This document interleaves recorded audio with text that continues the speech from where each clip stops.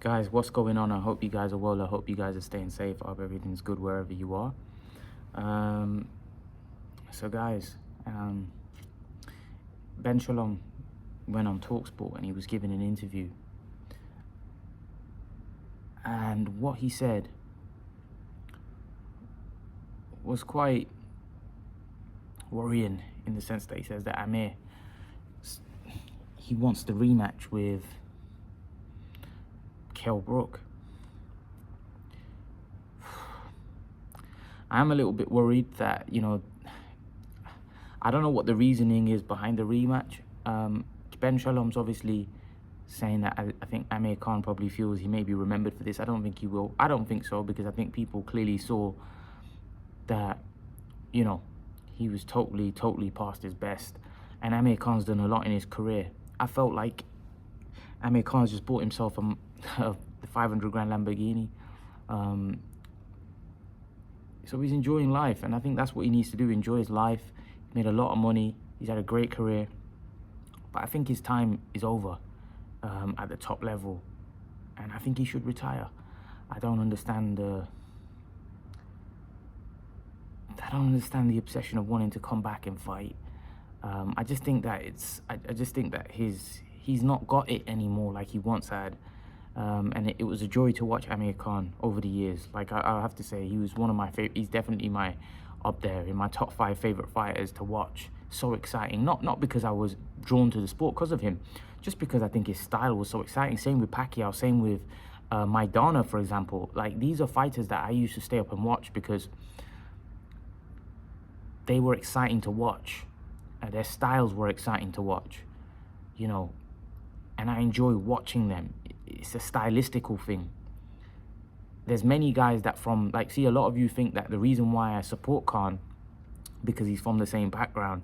It's not, because there's many guys that are now from the same background. For example, Hamza Shiraz, who I'm not that keen on, not because I want him to do well, because he's from a background, but I just don't find his style that exciting.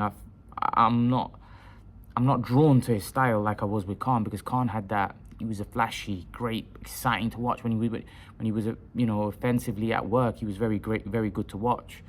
But that's not there anymore, and it's actually sad to watch now, and it's hard to watch for me, because I know what Khan was in 2012, 11, 13, 14, and it's sad to see what he's like now. So it's kind of like a guy that's totally diminished, and I don't want to see him go in there against Kell Brook and take another loss, because it's a guy that, is finished basically, and Kell Brook's still got something left, against, especially like if Kell Brook's past his best. Imagine if he's beating up Amir Khan like that, right? Just like, Kell's not even at this point, he's nowhere near a world-class fighter.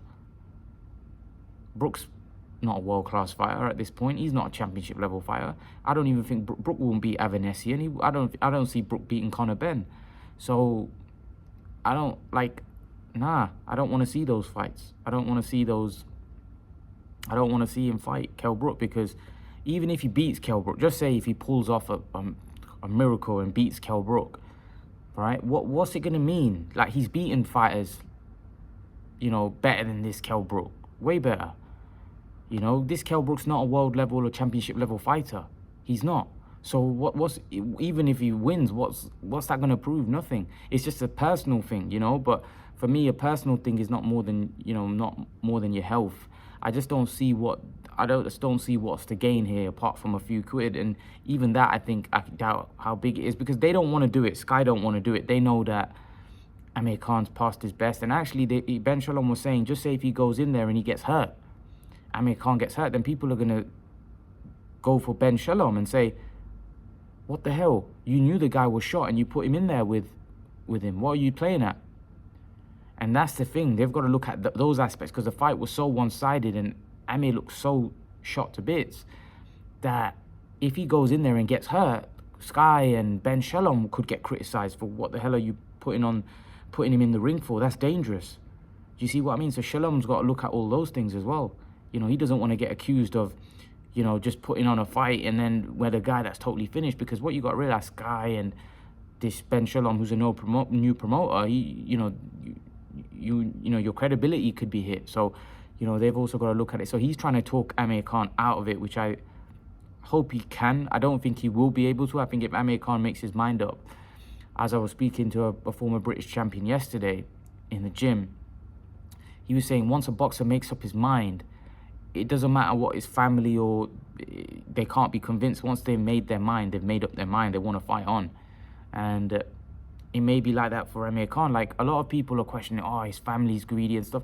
Come on, man, don't be saying stuff about his family. Like, we don't know the stuff.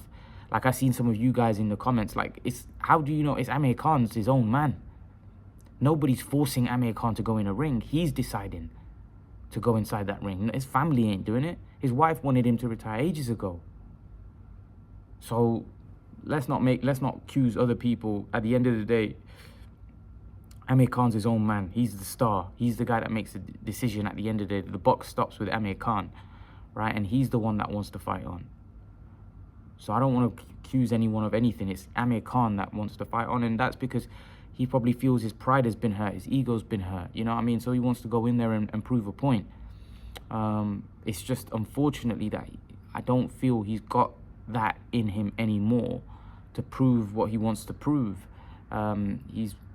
He's a guy that shouldn't be in a ring, as Eddie Hearn pointed out yesterday. He shouldn't be fighting, forget Kell Brook, he shouldn't be fighting anyone for that matter.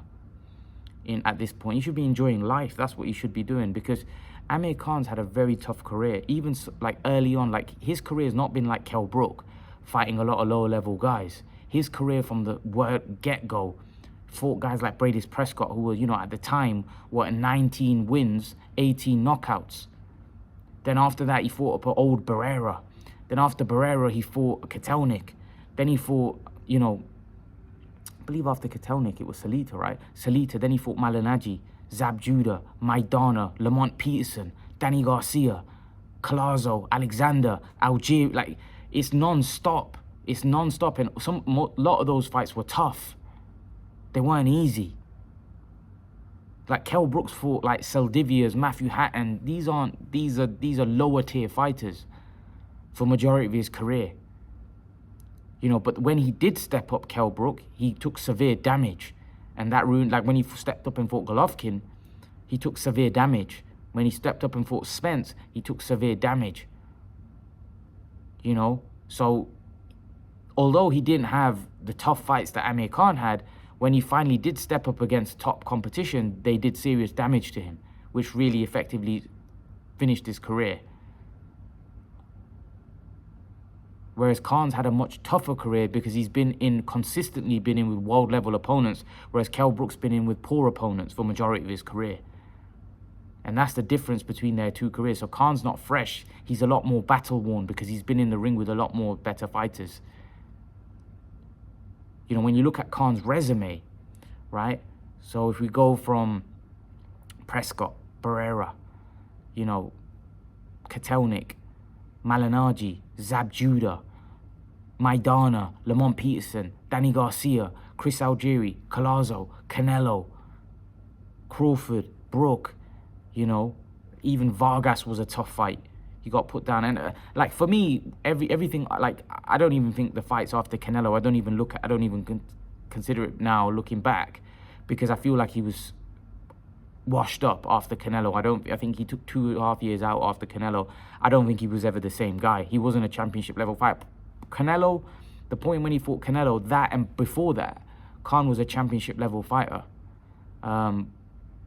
After that, I don't think he was. I think he was just, that was just a business career after that. I don't think he was ever the same guy. I think he was past his best after the Canelo fight. I think he was totally finished after that.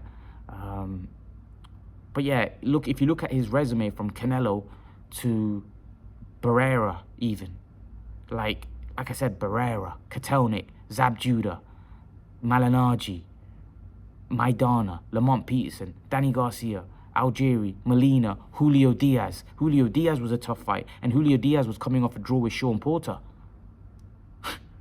Julio Diaz, when he drew with Sean Porter, then he fought Amir Khan in his next fight. This is the kind of resume Khan had. Just imagine that. Barrera, Kotelnik, Malignaggi, Zab Judah, Julio Diaz, Danny Garcia, Lamont Peterson, Marcus Maidana, Chris Algieri, Collazo, Alexander, Molina. Like, all of these guys are known names. Good fighters, championship level fighters. All of them have been world champions.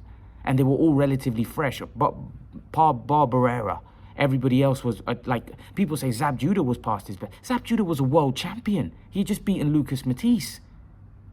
Zab Judah was a world-class fighter when Khan fought him. He was just beating Lucas Matisse. And anyone that knows about Lucas Matisse was a monster puncher. So this is what I'm saying. Khan constantly had fought. It's a bit like Joshua. Joshua constantly fights good guys. Hence why they look more vulnerable. Whereas Tyson Fury, if you look at his career, was padded. He's fought a lot of lower level guys in comparison to Joshua. Same with Kell Brook. The reason why Kell Brook's got less losses is because Kell Brook's not fought the level that Khan's fought at. Khan fought much better fighters consistently throughout his career. Whereas Kell Brook consistently fought average fighters or poor fighters for majority of his career. You know, I remember they were doing a breakdown of their resumes and it was like chalk and cheese, you know, because Kell Brook hasn't fought that many top tier opponents, which means it helps him because he's more fresh now as well. Hence why Kell Brook still has something left, because apart from the damage that he suffered from the Golovkin fight and the Spence fight where he broke his eye socket, it's his eye that's the problem. He isn't a physically shot or he's taken that much punishment, because a lot of his fights were relatively easy because the level of opponents were pretty poor, right? For majority of his career. You know, that was a criticism that Kell Brook had for majority of his career. It's only when he finally stepped up against Golovkin, Spence, people stopped talking about that. But he lost those fights. So this is what I'm trying to say, that Kell Brook's probably is much fresher out of the two. He may have fought more fights, but the fights were pretty easy because they were against lower tier opposition. But Khan's fights were against world-class opposition, world title, you know, championship level fighters. Guys that have won and had successful careers. Like if you look at Barrera, for example, I know he was past his best, but look at the career that he was a legend. You know, Lamont Peterson, look at the career that he had. These are guys that have achieved more than Kell Brook in terms of titles. Lamont Peterson, I believe, was a welterweight world champion, and he was a unified light welterweight world champion. Malignaggi, a two-weight world champion. Kotelnik, he was a 140-pound world champion. Zab Judah, he was a former undisputed welterweight and held titles at junior light welterweight. You know, Maidana, he's a two-weight world champion. You know, Julio Diaz was a lightweight world champion. You know, who drew against Sean Porter, who was Kell Brook's best win.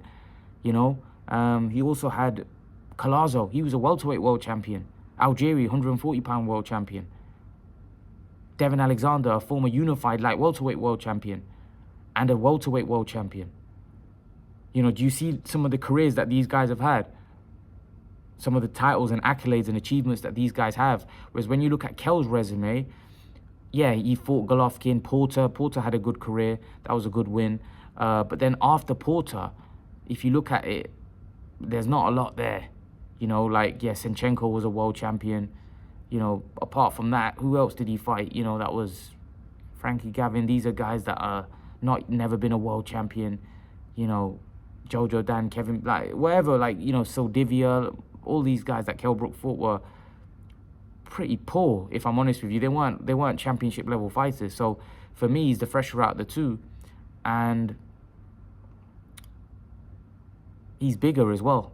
So like I said, I don't like this rematch at all. I don't like this rematch. I think it's one-sided. I think Brook wins again pretty comfortably.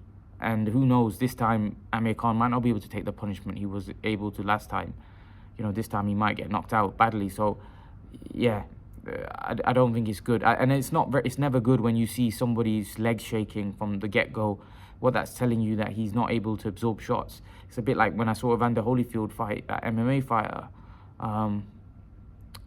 You know, it was all over the place, and that's never a good sign. I think the best would be for Amir Khan to retire, but again, he's a fighter at heart. So, what is the reason for Amir Khan wanting to continue? Is it pride? Is it money? Is it wanting to prove a point? I don't know. What do you guys think? I'm a bit confused to why Amir Khan would want this fight, because it doesn't make sense to me. But I understand he's a fighter, and he obviously, this was a grudge fight and he's hurt. I don't know. I don't want to see it though. I don't want to see it, to be brutally honest with you. I think it's a nothing fight. Yeah, let Kell Brook go on and fight Conor Benn. You know, that's what I want to see. I want to see Kell Brook go and fight Conor Benn. I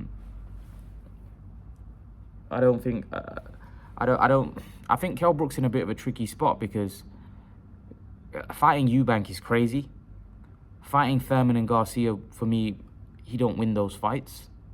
For me, he don't beat Eubank, and Conor Benn's just dangerous. So, to be honest, I think wherever, like, I don't pick him to beat any of those 4 guys, by the way. So I think Kell Brook, if he fights any of those 4, is going to be taking a loss. So whichever way Kell Brook goes, I think he's going to be taking a loss. I think if you're Kell Brook, you want an Amir Khan rematch. That's what you want. You want another payday, because you know you're going to beat Amir Khan, and you want a big payday, like another big payday against Amir Khan. I think Kell Brook wants that rematch with Khan badly, because I think he's thinking it's an easy fight, it's another decent payday, and then I can go and fight Conor Benn for another payday. Do you understand? So, but Kell Brook's got to be realistic. Asking for 10 million to fight Conor Benn, Kell Brook's never earned anywhere near that kind of money in his career. When has Kell Brook ever? I wouldn't be surprised if he earned more than 2-3 mil against Amir Khan. I don't think he earned that more than that. I'd be surprised if he earned more than 2-3 mil to fight Khan, to be honest with you. But who knows? Maybe he earned more. I don't know. I don't think so. I think Kell's highest payday was probably $4 million against Golovkin. That was reported, but who knows? But anyway, yeah, I don't want to see this rematch, to be brutally honest. If it happens, obviously we'll watch it. We'll all watch it, but it's not that one that I'm crying out for. But yeah, leave your thoughts. Let me know what you think in the comment section below. Hit this subscribe button, share the video, like the video, and I'll see you guys in the next video. Peace.